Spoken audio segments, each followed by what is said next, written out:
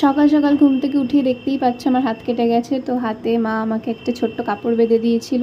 তো তারপরে পড়তে বসেছিলাম, আর কোনো ক্লিপস নেওয়া হয়নি। তো এখানে আমার দাদা সিসিটিভি লাগিয়েছিল।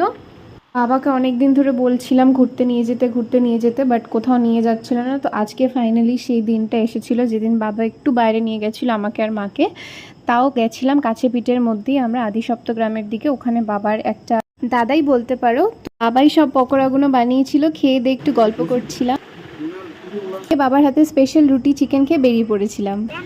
हमें हाँ पापा नहीं है हम पापा को चाहिए पापा तो मैं नहीं हूँ मेरे पापा है।